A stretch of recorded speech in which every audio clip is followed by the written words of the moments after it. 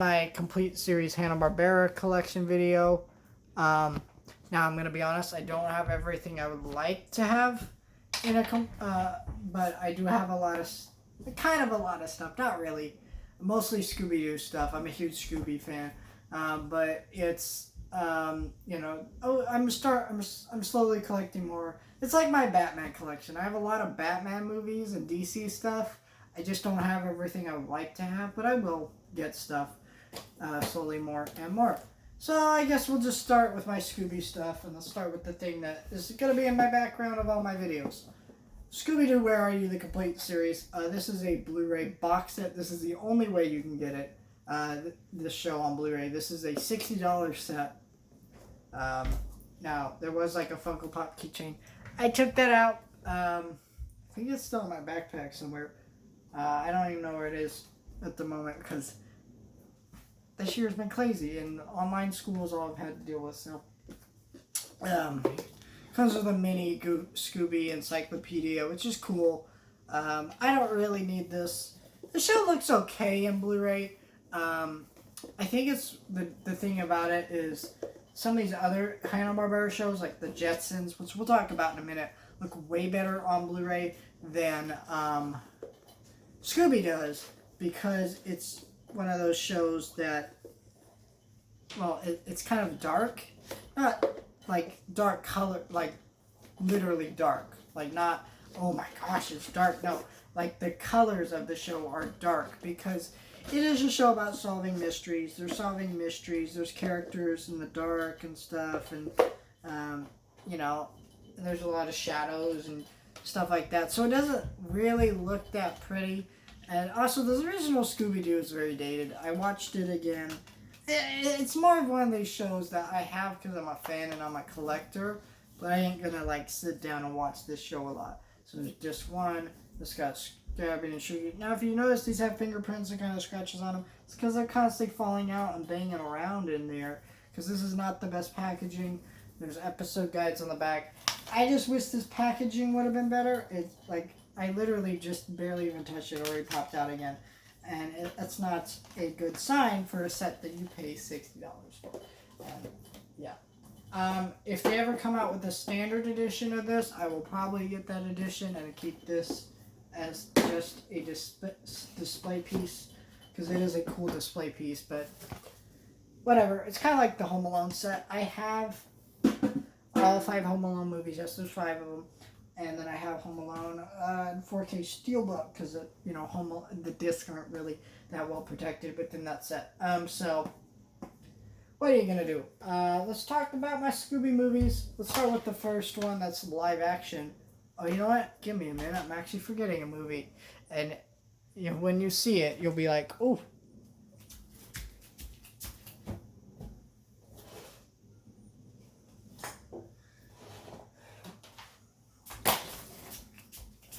I can't believe I almost forgot it. I literally said before this video in my head, grab that, make sure you don't forget it, and then I forgot it, so whatever. Let's talk about the first one that's live action, Daphne and Velma. So this is now I did review this on my second channel, Chanzarn Vlog, so if you want to hear my thoughts about this more in that video, Daphne and Velma is not good. It is, and shocker, I know, someone's probably like, man, you ruined it. I thought that movie was going to be great. I know. I'm sorry. I ruined everything. But it's like, this was made by, so the actress who plays Sharpay, High School Musical movies, apparently she has her own like production company that focuses like making content for women, and they have like a deal with Warner Brothers to make content with their characters. So this is how this movie came into existence. It's really bad. It was $3. I watched it and bought it to do a video, but I keep it because I'm a Scooby fan and I want to be like a completionist, I guess. I don't know. That's a dark path, but I am prepared to deal with it. Scooby-Doo on Zombie Island and Return to Zombie Island. Now, Scooby-Doo on Zombie Island is fantastic. It's a great movie for like a Scooby movie, honestly. Like, just great. It's really good. It's so good. And then the sequel just goes, yeah, well, screw with that movie and make it not good. Not just because it's like a sequel, but like they literally retcon parts of the first movie, and like I laughed and had fun because I'm a Scooby fan, but I was also really pissed off at the same time. It was like weird conflicting emotions here. It just was one of those weird movies. Uh, Man, it was just so bad. Scooby Doo, Curse of the 13 Ghost, the complete series, and the original movie. Now this is like a Walmart exclusive set, so it has like, so I think it was the 80s. They did like a 13 Ghost series. It's just Scooby and Shaggy, and I think Scrappy. Yeah, it was Scrappy. Anyways, the series ended before they could do like the last ghost and capture him, and it's got like Vincent Price in it. Now he's dead. So a few years later, like it was a couple of years ago, they brought back the series to finish it in a direct-to-video movie, and Vincent Price, you know, he's dead, rest in peace. But he couldn't come back and do the role, but they got a really good sound alike, and it was fun. They just it's kind of like Scrappy was in it, so he's kind of oddly cut out. And then they include the rest of the gang in this movie, even though they weren't included in the rest of the series, which is fun, but it's also like that's a little odd. But yeah, and especially as someone who like I watched the 13 Ghosts series, then I watched this movie because I hadn't seen either. So it was like immediately jumping into the movie. It just felt odd, but it was okay. I'm not a huge fan of the series. But yeah, and then we have the newest Scooby-Doo movie. Now, I read somewhere there's supposed to be another King Arthur and Scooby-Doo movie coming out this year.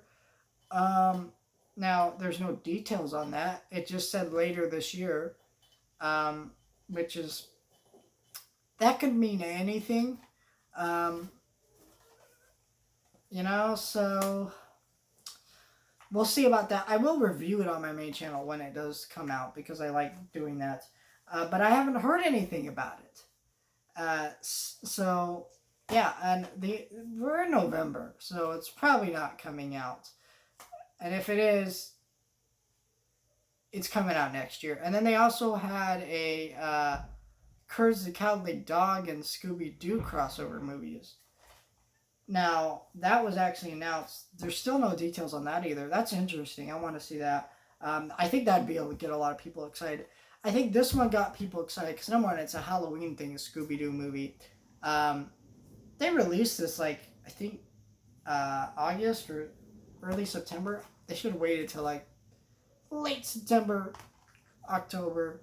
But it was, like, but the movie was fun. Elvira was in it. She had a fun cameo. Bill Nye was in it. The Scarecrow from Batman was the villain in it, which was cool. My issue with the movie was that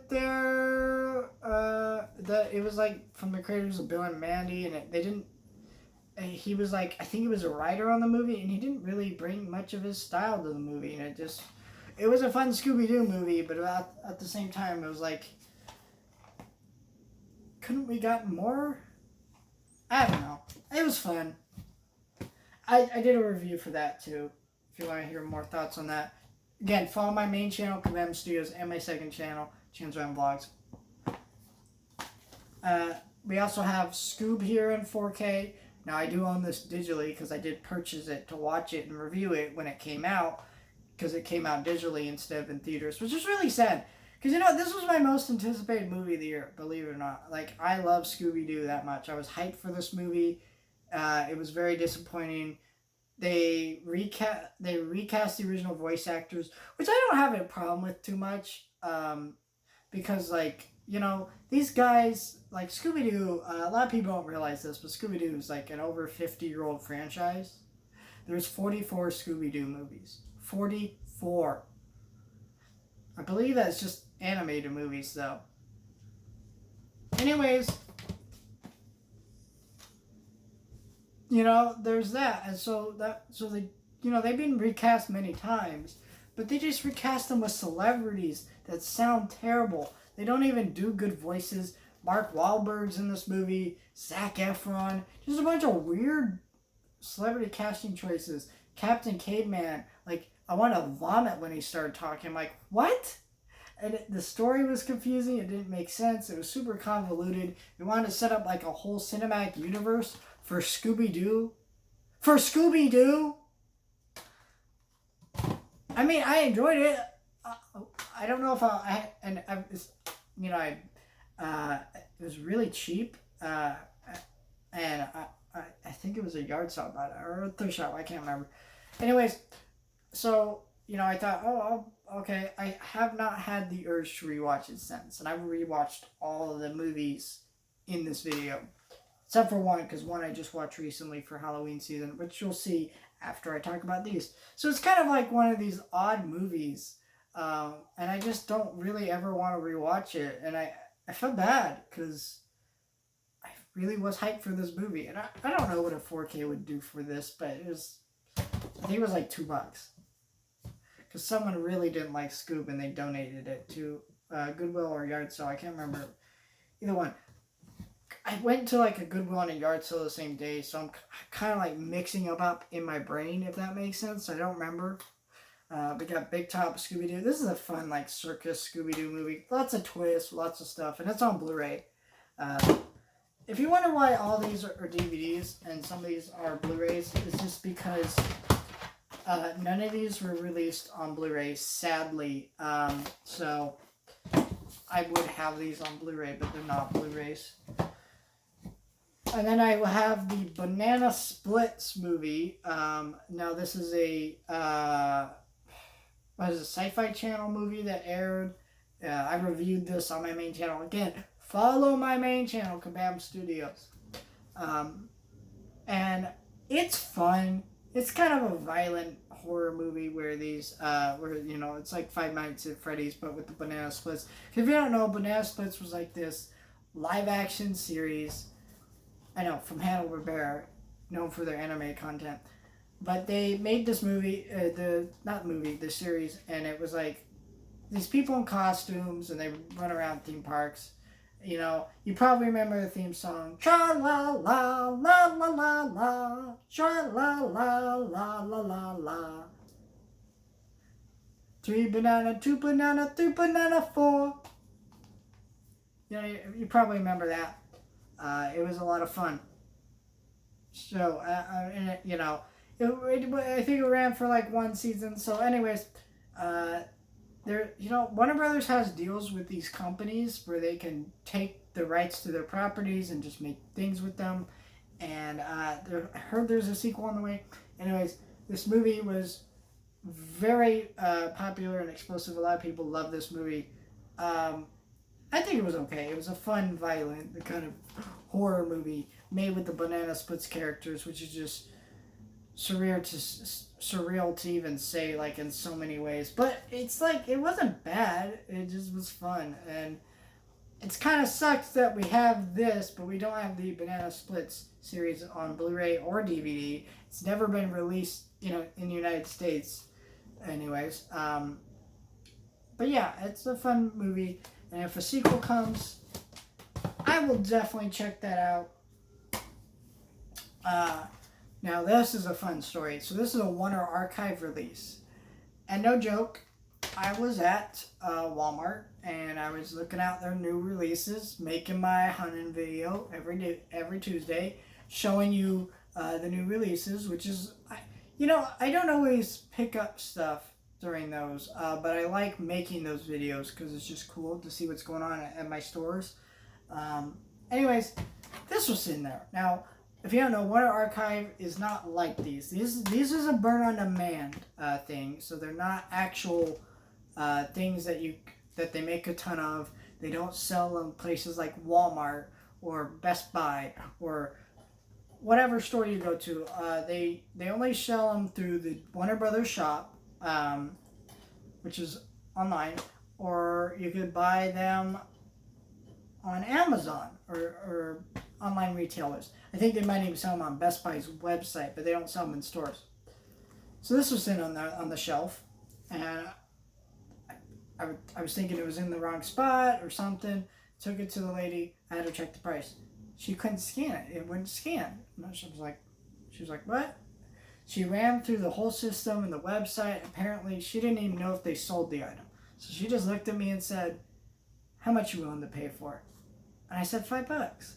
So this is a $25 set that she gave me for $5. Like, it's just funny. And I don't even know if they sold this at Walmart or just some guy walked into Walmart, had like his copy in his pocket or something, and it fell out of his pocket. They put it on the shelf. It was still wrapping, but it was just really, really strange. There's 26 episodes here. This is just the original Jetson series, because the original Jetson series ran for 2 decades straight, and then they brought it back with an 80s revival series, which for 2 seasons. And then there was the Jetsons Meet the Flintstones movie and things like that. And then I think there was a Jetsons movie in the 90s. It wasn't very good, but they had that. Anyways, the show is on Blu-ray. It's fantastic. The HD transfers here are so good. I remember watching this show on Boomerang. Like, it was a cable channel back in the day. Man, I sound like an old person. Back in the day. I'm only 17 and I'm talking like an old person. But, this is fantastic HD transfers. And what they did for this is incredible. The bonus features, the everything. They restored everything. I remember when I watched it on cable, it looked very dirty. It looked like all grainy and nasty. This does not look like that. It looks beautiful. The colors are a lot more vibrant and they pop out at you. They're fantastic. It's a beautiful set. 26 episodes or 24 episodes. 24 episodes. But yeah, just great set. And it's split across 3 discs. No compression issues, nothing. It is so good to have this on Blu-ray. They did Johnny Quest. They're doing Space Ghost, Josie and the Pussycats. It comes out later. Not the dirty kind of pussy. Get your mind out of the gutter. But, yeah. I don't know what I'm saying. What am I, Jeff Goldblum? Are you going to have dinosaurs on your dinosaur tour? You're gonna have dinosaurs on your dinosaur tour. I really hate that, man. If you haven't seen Jurassic Park, that was a reference to that movie. Jeff Goldblum is Dr. Ian Malcolm in that movie, and I don't know. I don't feel like I need to explain it, but I feel like there's gonna be somebody who watches the video who just thinks I'm being like a weird nutcase and not even understanding I'm making a reference to something. So. And then we have the Jetsons Complete series. So I have the original complete first season on Blu-ray, and then I also have it on DVD because the original series, the entire series has not been put out on Blu-ray. And this set runs about $25. Here's the episode guide, which is nice because this doesn't have an episode guide. The episodes are actually listed on the disc. I like, but I also wish they'd put more of the family on each of these discs, but they didn't. But whatever, it's fine.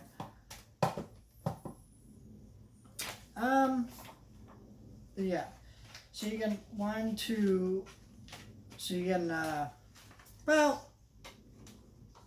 7 discs. So there is some compression here, because again they split that season 1 just across 3 discs, and there's 3 seasons of this show.